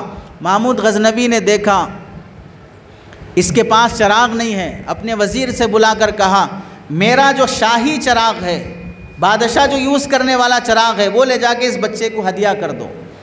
وزیر لے جا کے ہدیہ کیا۔ بچہ شکریہ کہہ کے اب مسجد میں جا کے بیٹھ کے سبق یاد کرنا شروع کیا۔ ایک بادشاہ کو ایک چراغ گفٹ کر دینا کون سی بڑی بات ہے؟ ایک بادشاہ کو ایک چراغ ہدیہ دے دینا کوئی بڑی بات نہیں ہے، اس کے خزانے میں 1 پیسے کی کمی نہیں ہوگی۔ لیکن وہ ادا اللہ کو اتنی پسند آئی، محمود غزنوی جب اپنے بستر پہ سونے کے لیے گئے، اسی رات سرکار دو عالم صلی اللہ علیہ وسلم خواب میں تشریف لائے۔ اسی رات محمود غزنوی کے خواب میں اللہ کے نبی علیہ السلام تشریف لائے اور آپ علیہ السلام نے 3 باتیں فرمائی۔ پہلی بات کیا فرمائی؟ ناصر الدین سبکتگین کے بیٹے، ناصر الدین سبکتگین کے بیٹے، یعنی پہلی بات کیا تھی؟ میں اپنی باپ کی صحیح اولاد ہوں یا نہیں ہوں؟ تو آپ علیہ السلام نے باپ کے نام کے ساتھ جوڑ کر کہا، فرمایا ناصر الدین سبکتگین کے بیٹے، تو نے میرے وارث کا اکرام کیا، اللہ نے تیری مغفرت فرما دی۔ 3 جملوں کے میں اللہ کے نبی نے 3 ڈاؤٹ کلیئر کر دیے، تو اپنی باپ کی صحیح اولاد ہے، اور یہ علماء حفاظ میرے وارث ہیں، اور اللہ نے اس خدمت پر تیری مغفرت فرما دی۔ تو آپ سمجھیں ان علماء کی، ان حفاظ کی، ان بچوں کی خدمت ہمارے لیے ذریعہ آخرت ہے۔ کتنا پیسہ ہمارا گناہوں پر نہیں خرچ ہوتا ہے؟ آپ بتائیے، جوڑا جہیز میں دی جانے والی رقم حلال ہے؟ لی جانے والی رقم حلال ہے؟ موبائل میں جو آج فلمیں، سیریل، گانے دیکھے جا رہے ہیں، اس کی خاطر انٹرنیٹ کا ریچارج کرانا حلال اور جائز ہے؟ آج مسلمان جو کٹنگ کرا رہا ہے، جو کپڑے پہن رہا ہے، جو رسومات میں شرکت کر رہا ہے، آج شراب نوشی اور گانجا اور نشہ جو کر رہا ہے، ان سب پر جو پیسہ خرچ ہو رہا ہے وہ کیسے حلال ہو سکتا ہے؟ جب پیسہ اتنا گناہوں پر خرچ ہو رہا ہے تو آدمی اپنی آخرت کے لیے کچھ ایسی ترتیب کیوں نہیں بنا لیتا کہ نیکیوں پر پیسہ خرچ ہو جائے؟ اور اس کے ساتھ ایک بات یہ بھی سنیں، بعض بندے وہ ہوتے ہیں جنہیں خرچ کرنے کی نیک کاموں میں توفیق نہیں ملتی، تو وہ اللہ سے خوب دعا کریں کہ اللہ مجھے موقع دے کہ میں کسی بھی نیک کام میں خرچ کروں، لیکن کبھی ایسے محروم اور بدقسمت نہ بنیں کہ نہ خدمت کر رہے ہیں، نہ خدمت کرتے ہوئے کسی کو دیکھ سک رہے ہیں، نہ دے رہے ہیں نہ دیتا ہوا کسی کو دیکھ سکتے ہیں۔ بہت آ رہا ان لوگوں کو، بہت آ رہا، باہر سے بہت کانٹیکٹ ہے، بہت چندہ آتا ہے، بہت دینے والے ہیں، بہت لانے والے ہیں۔ ایسی سوچ پیدا نہ کریں۔ کوئی مدرسے والا وجے مالیا تو نہیں ہے، کوئی مدرسے والا نیرو مودی تو نہیں ہے، کوئی مدرسے والا 12.5 کروڑ روپے لے کر انڈیا سے بھاگا تو نہیں ہے، کوئی مدرسے والا بینکوں کو لوٹا تو نہیں ہے۔ جب اتنے لٹیرے ملک میں موجود ہیں، ہماری زبان ان کے بارے میں بدگمان نہیں ہوتی ہے، ہمارا دل ان کے بارے میں خراب نہیں ہوتا ہے، جو معمولی تنخواہوں پر صبح شام نسل کی خاطر اپنی قربانی دیتے ہیں، ان کے متعلق بدگمان ہو جانا۔ جس تنخواہ پر علماء خدمت کر رہے ہیں، جس تنخواہ پر امام صاحب مسجد میں امامت کرتے ہیں، اس تنخواہ میں کوئی ہے ذمہ دار آدمی جو اپنی اولاد کو کھڑا کر دے مصلی پہ 12,000 10,000 کے لیے؟ آپ کو 24 گھنٹے رہنا پڑے گا، 5 وقت کی امامت ہوگی، مؤذنی رہے گی، مسجد کی صفائی رہے گی۔ ہم جب اپنی اولاد کو یہ کہتے ہیں 1-1 لاکھ روپے کمانے کے بعد بھی ہمارا پیٹ نہیں بھرتا، تو پھر 10-12 ہزار والوں سے حسد کیوں کرنا ہے؟ ان کے بارے میں بدگمان کیوں ہونا ہے؟ اس واسطے خدمت ہو سکے تو کریں، نہیں ہو سکتی ہے تو دعا کریں۔ دعا ہمارے لیے ہمارے ایمان کی حفاظت کا ذریعہ ہے، ہمارے دل کو پاک رکھتا ہے، ہم بدگمانیوں سے بچ جاتے ہیں۔ بدگمانیوں سے بچنا بھی بہت بڑی نیکی ہے۔ اور ایک بات یہ بھی سمجھیں، ہمارے بچوں کو اس زمانے میں جہاں قرآن حدیث کی تعلیم ضروری ہے، وہیں پر ہماری نسل کو انگریزی اور عصری تعلیم بھی ضروری ہے۔ جیسا آپ لوگ چاہتے ہیں کہ عالم ہو، حافظ ہو، انگریزی میں بھی بات کرے، وہ لاغر بھی بنے، وہ ڈاکٹر بھی بنے، وہ انگریزی علوم عصری علوم پر بھی اچھی مہارت حاصل کرے، اس کے لیے کیا طریقہ ہے؟ اس کے لیے ایک طریقہ تو یہ ہے، بعض لوگوں نے جو شروع کیا، حافظ بنا لیں آپ مدرسے میں، پلس ہمارے پاس آ جائیں، حافظ پلس فلاں، حافظ پلس فلاں۔ یہ حافظ پلس فلاں بول کے لے جا کے گڑھے میں ڈال رہے ہیں۔ حافظ بنائے مدرسے والے اور پلس فلاں بول کے لے جا کے وہ اسے بیوڑا بنا دے رہے ہیں۔ یہاں داڑھی رکھ رہا تھا، کرتا پیجامہ پہن رہا تھا، بڑوں کی قدر تھی، وہاں جانے کے بعد داڑھی نکال دیا، پینٹ بوشرٹ پہ آ گیا، سگریٹ شروع کر لیا۔ کون حافظ صاحب کو یہاں سے لے جا کے کالج میں ڈالے؟ دوسرا طریقہ کیا ہے؟ علماء ہی ایسے اسکول شروع کریں، علماء ہی ایسا مدرسہ شروع کریں جہاں پر انہیں دینی تعلیم کے ساتھ بچوں کو اسکول کی بھی تعلیم دی جائے، نگرانی علماء کی ہو، شریعت کے مطابق ان بچوں کی تربیت بھی ہو۔ تو آپ بتائیے وہ زیادہ بہتر ہے یا یہ زیادہ بہتر ہے کہ علماء شریعت کی نگرانی میں ان بچوں کو حافظ قرآن بھی بنائیں، ان بچوں کو 10 کا ایگزام ریگولر سے دلوائیں، اور ان بچوں کے آگے ڈگری اور جو بھی یہ پڑھنا چاہتے ہوں، ڈاکٹر لائر جو پڑھنا چاہتے ہوں، علماء اپنی نگرانی میں ان کو کریں گے، تو پھر قوم کو امانت دار ڈاکٹر ملے گا، قوم کو امانت دار سچا وکیل ملے گا، قوم کو سچا انصاف کرنے والا جج ملے گا۔ ورنہ اگر ڈاکٹر بنائیں، لائر بنائیں، جج بنائیں، اور پھر IAS بنائیں، IPS بنائیں، سب بنائیں، انسان کا بچہ نہیں بنا تو لٹیروں میں ایک اور لٹیرے کا اضافہ ہو جائے گا۔ ورنہ دیکھ لیں، آپ سے بڑی محبت اور ادب سے سوال کرتا ہوں، 98% بچے جب اسکول کالج پڑھ رہے ہیں، اور یہ سچی بات ہے، ہم مانیں یا نہ مانیں، سچر کمیٹی کی رپورٹ ہے کہ 98% بچے اسکول پڑھتے ہیں، تو آپ بتائیے 98% بچے اسکول پڑھ کے doctor, lawyer, engineer, advocate, IAS, IPS ये सब बनना था, बन रहे हैं पूरे। 98% बच्चे जो स्कूल पढ़ रहे हैं उनमें से कितने मुसलमान IPS ऑफिसर हैं, कितने IAS ऑफिसर हैं, कितने जर्नलिस्ट हैं, कितने जजेस हैं। बाबरी मस्जिद का केस भी गैर मुस्लिम वकील को खड़ा करके लड़ना पड़ा है। बाबरी मस्जिद का केस गैर मुस्लिम वकील को खड़ा करके लड़ना पड़ा है, क्योंकि मुसलमानों में मुल्की लिहाज से कोई ढंग का वकील नहीं है। तो किसे ब्लेम करना चाहिए, किससे सवाल करना चाहिए कि जब इतना पैसा फीसेस पे खर्च कर रहे हैं, इतना पैसा स्कूल और कॉलेजेस पे खर्च कर रहे हैं, तो कौम को क्यों नहीं मुसलमान IPS ऑफिसर मिल रहे, कौम को क्यों नहीं IAS ऑफिसर मिल रहे हैं, कौम को क्यों जर्नलिस्ट नहीं मिल रहे हैं। इनसे सवाल करना चाहिए, इनको बनाने की कोशिश करना चाहिए, बजाय इसके कि हम ये कोशिश करें कि यहाँ जो हाफिज़ बने हैं उनको ले जाके IPS ऑफिसर बनाना चाह रहे हैं। 98% में से एक भी नहीं मिल सका, 2% को भी यहाँ से हटा के ले जाना चाह रहे हैं। उसके बजाय ये कोशिश हो कि ये बच्चे उलमा की निगरानी में हाफिज़ भी बने, आलिम भी बने, उलमा की निगरानी में ही ये 10th का एग्ज़ाम पास करें, उलमा की निगरानी में ही ऐसी कॉलेज और स्कूल में पढ़ें जहाँ पर ये मुसल्ले पर इमामत भी करें, तो जज में जाकर वो फ़ैसला भी करें। लेकिन हो उलमा की निगरानी में, तब जाके ईमान पैदा होगा, किसी के माल की खियानत और धोखे से बचेगा। आप बताइए, चाइना का वाक़या है, एक साहब को, मुसलमान साहब, उन्हें जल्दी से अपनी किसी ऑफिस या कंपनी जाना था। एक टैक्सी को उन्होंने रुकाया और उन्हें बोलना नहीं आ रहा था, वो चाइनीज़ ज़ुबान इशारे से बताया, चाइनीज़ समझ गया, डोर खोला, यानी खुद ड्राइवर उतर के अपनी जगह से पैसेंजर जिस सीट पे बैठना है इधर से घूम के आके डोर खोल के कह रहा है कि आप बैठिए। ये किसके अखलाक हैं? गैर मुस्लिम के अखलाक हैं।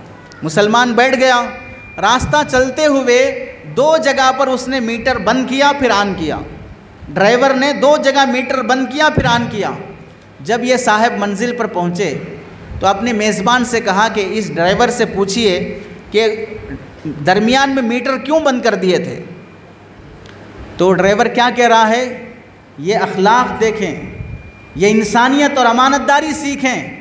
वो ड्राइवर गैर मुस्लिम है, क्या कह रहा है, बीच में मुझे एक जगह से टर्न लेना था लेकिन मैं भूल गया, आगे बढ़ गया, आगे बढ़ जाने की वजह से 2 से 3 किलोमीटर रास्ता लंबा हो गया, मेरी गलती से हुआ, तो मैं मीटर बंद कर दिया ताकि वो चार्ज इनके खाते में ना आए, मेरे पैसेंजर के लिए वो एक्स्ट्रा चार्ज ना पड़े, इसलिए 2 जगह मुझसे गलती हो गई तो मैं मीटर बंद कर दिया, क्योंकि मेरी गलती से मैं लंबा रास्ता बना दिया था।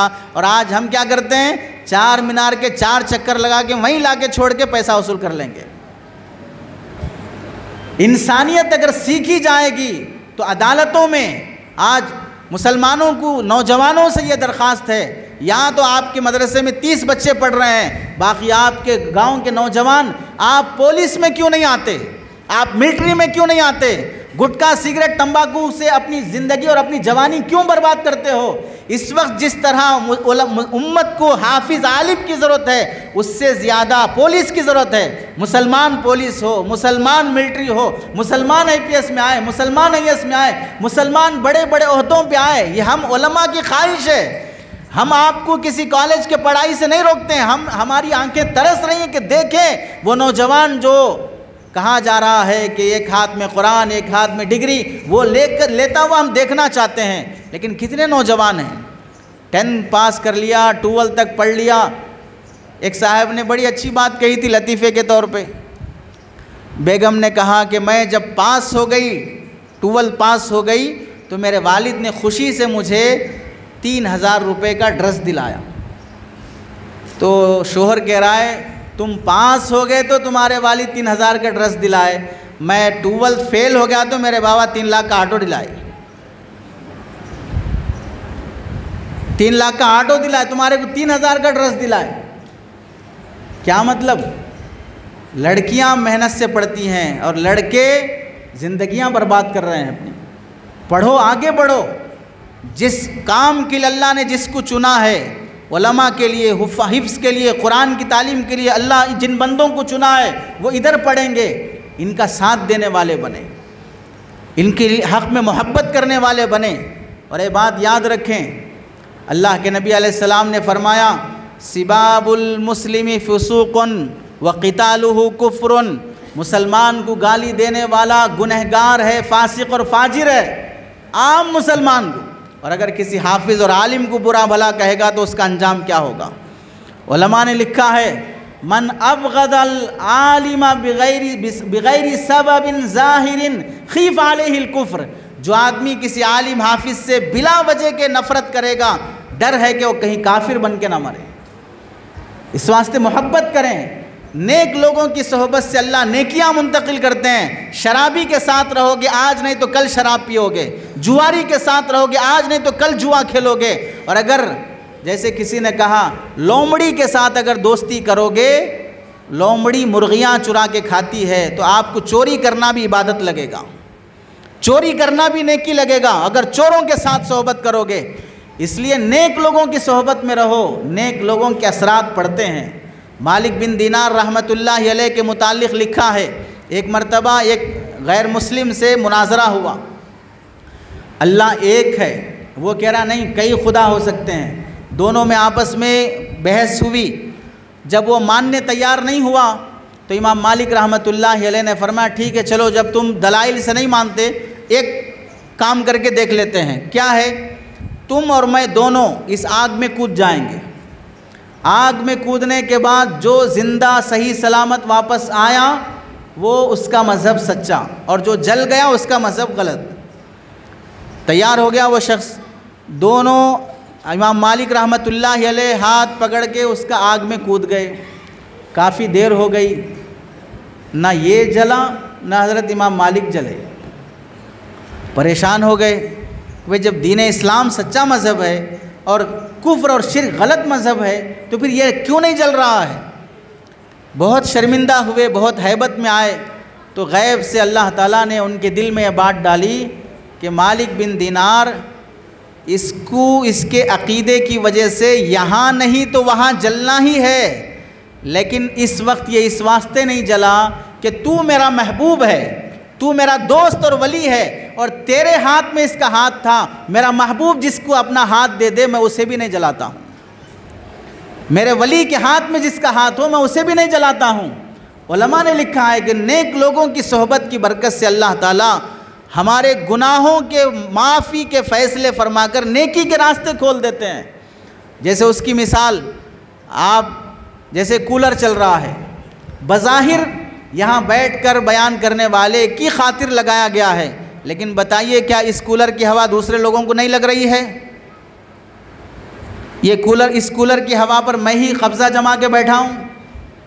معلوم کیا ہوا؟ جب رحمت اللہ کی نیک بندے پہ نازل ہوتی ہے اس کے ساتھ رہنے والوں کو بھی وہ رحمت ملتی ہے۔ تو نیک لوگوں کے ساتھ رہنے کی کوششیں، آپ کو معلوم ہے حضرت موسیٰ علیہ السلام سے جادوگر جب جادو کرنے کا مقابلہ کرنے کے لیے آئے تو سارے جادوگر آئے تھے اس نیت سے کہ حضرت موسیٰ علیہ السلام کو نعوذ باللہ ہرائیں گے، ہرانے کے بعد ہمیں فرعون کے دربار میں بڑا اونچا مقام ملے گا، اسی نیت سے آئے تھے۔ لیکن جب انہوں نے حضرت موسیٰ علیہ السلام کو دیکھا، ان کے چہرے کو دیکھا، دل میں عظمت پیدا ہو گئی، حضرت موسیٰ کے چہرے کو دیکھ کر دل میں محبت پیدا ہو گئی۔ اس عظمت اور محبت کے نتیجے میں ان جادوگروں نے حضرت موسیٰ علیہ السلام سے کہا کہ ہم پہلے اپنا ہنر دکھائیں یا آپ دکھائیں گے؟ یہ سوال ادب کا سوال ہے، آتے ہی شروع ہو گئے نہیں، حضرت موسیٰ سے پوچھے علیہ السلام کہ آپ پہلے اپنا عصا ڈالیں گے یا ہم پہلے اپنی رسیاں ڈالیں؟ یہ ادب والا سوال اتنا اللہ کو پسند آیا، 1 گھنٹہ پہلے جو جادو سے ہرانے اور لڑنے کے لیے آیا تھا، 1 گھنٹے کے بعد وہ حضرت موسیٰ علیہ السلام کے سامنے سجدے میں پڑا ہے، وہ اسلام قبول کر کے مسلمان ہو جاتا ہے۔ وجہ کیا ہے؟ کسی نیک آدمی کی، حضرت موسیٰ علیہ السلام نبی کی عظمت، یہ وارثین انبیاء ہیں، ان کی عظمت، ان کی محبت ہمارے دلوں میں ہمارے ایمان کی حفاظت کا ذریعہ ہے۔ اس کے ساتھ یہ بات بھی یاد رکھیں، تعلیم پر خرچ کرنا اور تعلیم کے لیے پیسہ لٹانا، خاص طور سے مذہبی تعلیم، اس وقت مسلمانوں کو سب سے بڑا جو چیلنج ہے وہ اپنے ایمان کی حفاظت، ایمان کی حفاظت سب سے بڑا چیلنج ہے۔ اسی وجہ سے لارڈ میکالے نے جب یہاں پر کالج کھولنے کے بعد برطانیہ کے بڑے پروگرام میں تبصرہ کرتے ہوئے اس نے کہا تھا، ہم ہندوستان میں ایسے ایجوکیشن اور تعلیمی ادارے قائم کر کے آئے ہیں کہ ہندوستانی لوگ اگر وہ سلیبس پڑھیں گے، جسم کے لحاظ سے وہ ہندوستانی رہیں گے، لیکن فکر اور دماغ کے لحاظ سے وہ انگریز اور عیسائی بن جائیں گے۔ یہ لارڈ میکالے کا تبصرہ ہے۔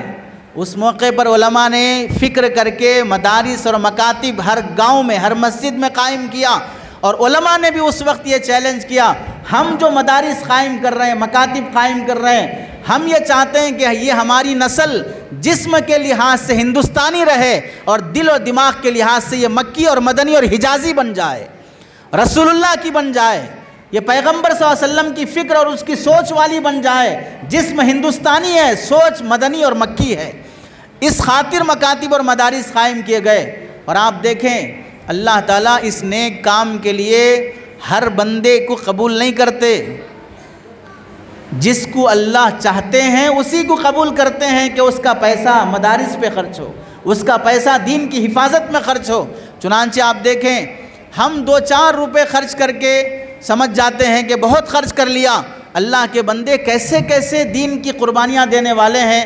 ایک آخری بات سن لیں، کویت کے ایک بڑے مالدار کا بیٹا جوان ہونے کے بعد جوانی کی جو خواہشات ہیں، جوانی کی جو عیاشیاں ہیں، ان میں زندگی برباد کرنے کے بجائے اس کے دل میں خیال آیا کہ میں دین کی خدمت کروں۔ چنانچہ اس شخص نے، جس کا نام ہے عبد الرحمن السمیت، وہ شخص اپنے باپ کی پراپرٹی لے کر باپ کی رضامندی اور خوشی سے عیاشی کرنے کے بجائے کویت سے افریقہ کا سفر کرتا ہے۔ افریقہ آنے کے بعد غریب گاؤں اور دیہات اور شہروں میں جا کر وہاں دین کی محنت کرتے کرتے 29 ایئرس 29 سال وہ دین کی خدمت کرتے ہوئے اللہ نے اس سے کتنا بڑا کام لیا۔ آج آپ گوگل میں بھی سرچ کر لیں، عبد الرحمن السمیت کے نام سے ان کے بارے میں لکھا ہے۔ افریقہ کے ملکوں میں جب انہوں نے محنت شروع کی، اللہ تعالیٰ نے ان کے ہاتھ پر 110 کروڑ لوگوں کا اسلام قبول کروایا۔ 10 کروڑ نہیں، 110 کروڑ لوگوں نے ان کے ہاتھ پر اسلام قبول کیا۔ کتنا بڑا کارنامہ ہے۔ وہ پیسہ لے کر نوجوانوں کی طرح عیاشی میں اڑا سکتے تھے، لیکن صحیح جگہ پر خرچ کیا۔ 110 کروڑ لوگوں نے اسلام قبول کیا، اور لکھا ہے 5700 مسجدیں انہوں نے بنائی ہیں، 5700 مسجدیں بنائی ہیں، اور 9500 کنویں کھدوائیں۔ جہاں کنویں کی ضرورت ہے، پانی کی پریشانی ہے، اس گاؤں میں اپنے پیسے سے کنواں کھدواتے، اور 15000 یتیموں کے کفالت کی ذمہ داری لی۔ 4 بڑے بڑے جامعات، یونیورسٹی قائم کیے، اور 204 بڑے بڑے ہاسپٹلز بنائے، اور 860 اسکولز قائم کیے۔ ایک بندے سے اللہ نے کتنا بڑا کام لیا ہے۔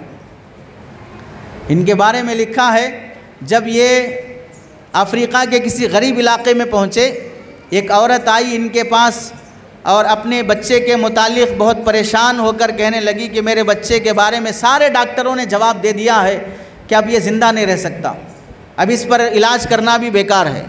ماں بار بار منت سماجت کرنے لگی کہ آپ اپنے 15000 یتیموں کی آپ کفالت لیے ہیں، میرے ایک بچے کو بھی آپ کفالت لے لیں، اس کے علاج کی اور اس کے خرچے کی ذمہ داری لے لیں۔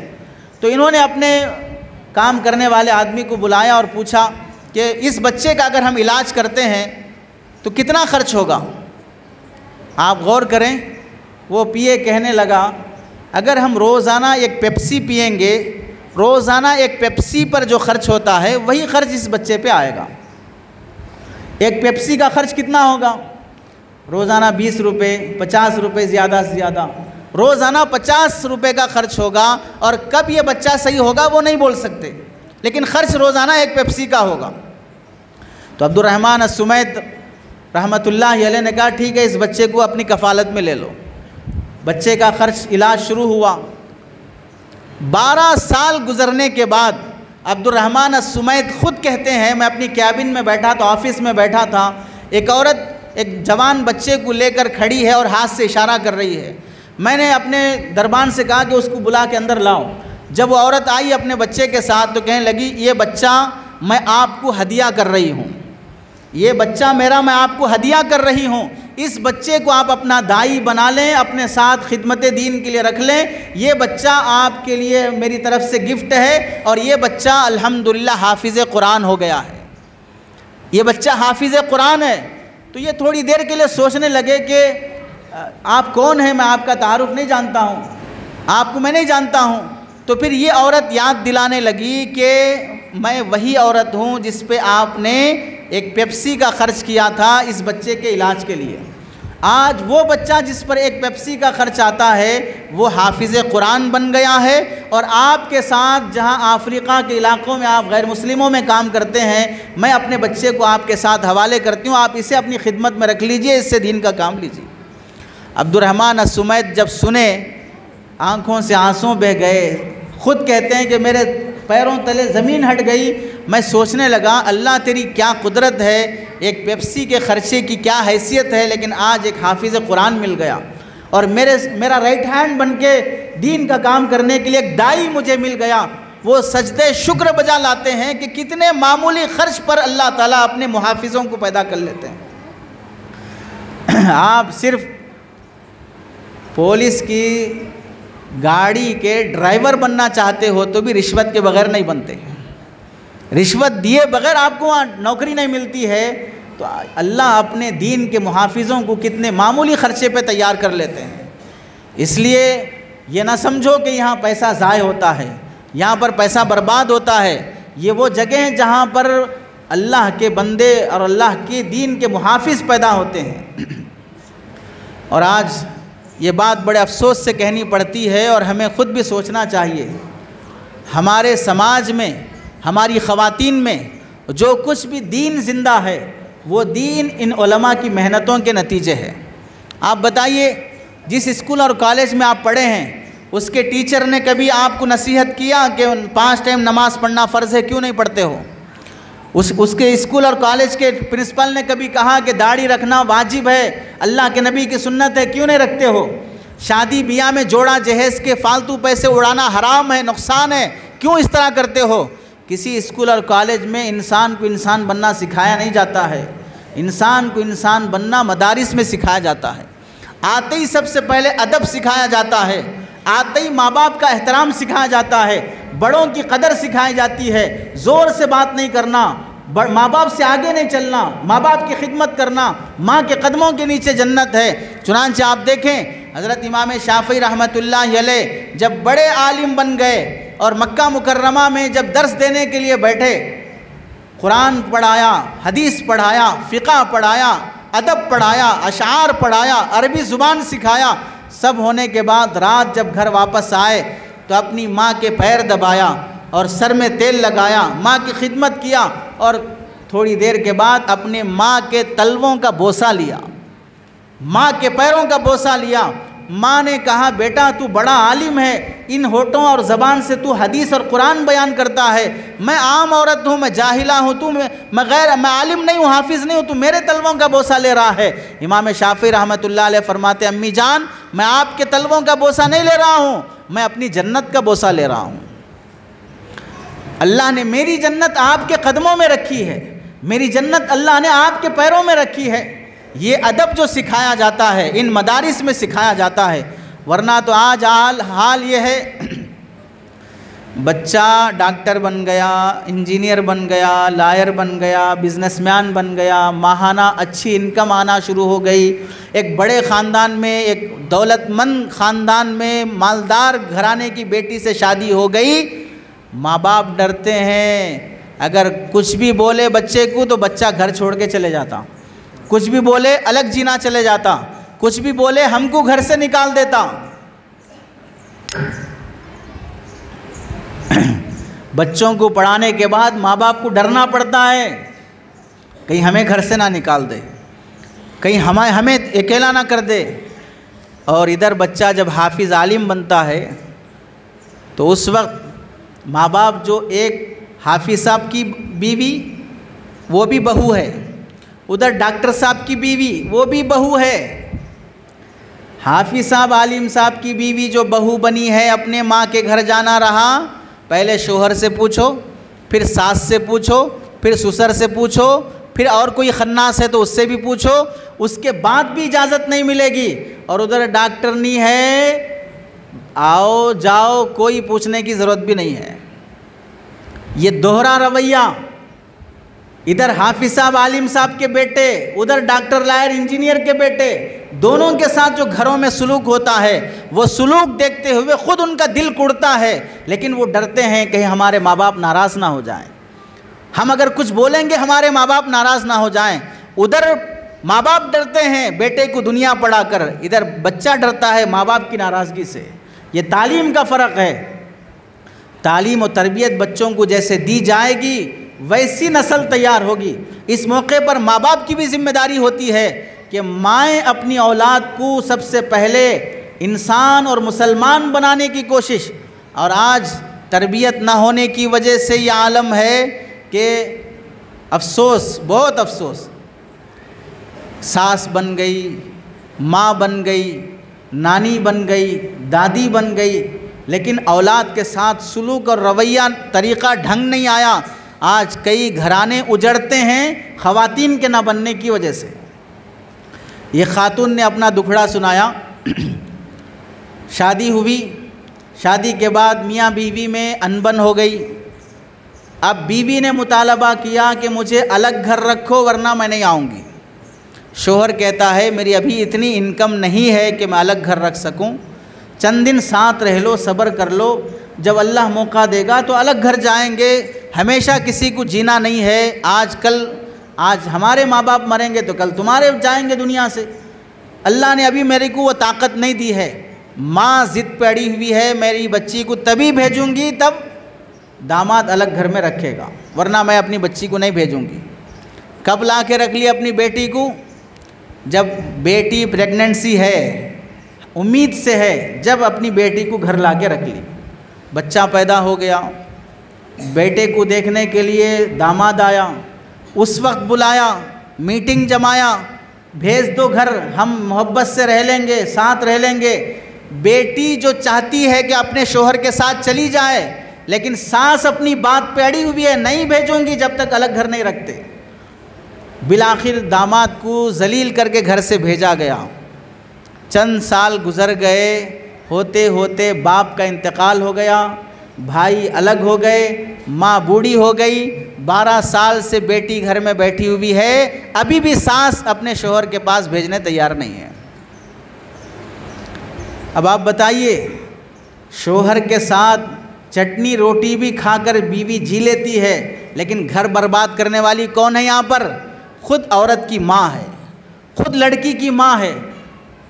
پورے رشتہ داروں نے کہا پھر بھی بھیجنے تیار نہیں ہے، کیوں؟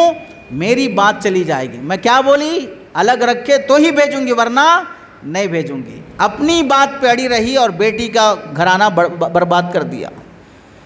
سمجھوتے کرو، درگزر کرو، جڑ کے چلنے کے سامان تیار کرو۔ آج اتنی نحوست پائی جاتی ہے، جوان لڑکا شادی کرنا ہے، کہتے ہیں ذاتی مکان ہے آپ کا، ذاتی مکان ہے تو شادی ہوگی ورنہ شادی نہیں ہوگی۔ جو لڑکی والے لڑکے کا ذاتی مکان دیکھ کر شادی کرنا چاہتے ہیں، ان کی شادی کے موقع پر بھی اگر ذاتی مکان تھا تو ٹھیک ہے، اب ذاتی مکان رہے گا۔ تب تو تم کرائے کے مکان میں تھے، تب تو تم باپ کی پراپرٹی پہ پل رہے تھے، پھر بھی شادی ہو گئی۔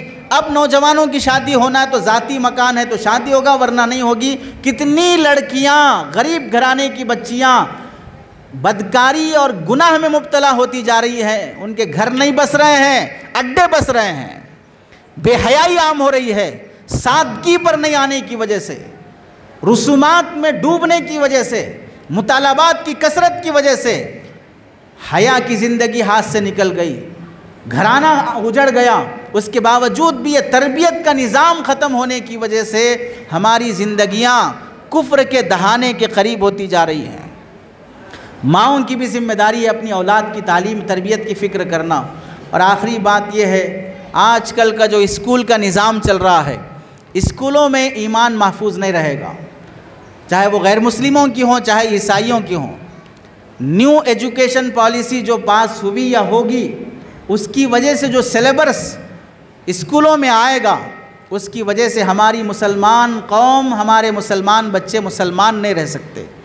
اس موقع پر تعلیم کی حفاظت، اس کے ساتھ ساتھ اپنے بچوں کی ایمان کی حفاظت کا دو ہی ذریعہ ہیں، یا تو مجبور ہیں آپ اس اسکول میں پڑھانے پر، اس اسکول میں پڑھانے کے ساتھ ساتھ مکتب کو بھیجنے کی لازم اپنی ذمہ داری سمجھیں۔ بچہ عیسائی کے اسکول میں پڑھا، لیکن مکتب میں آ کر اس بچے کو پڑھنا ضروری ہے، تب جا کر اس بچے کا ایمان محفوظ ہوگا۔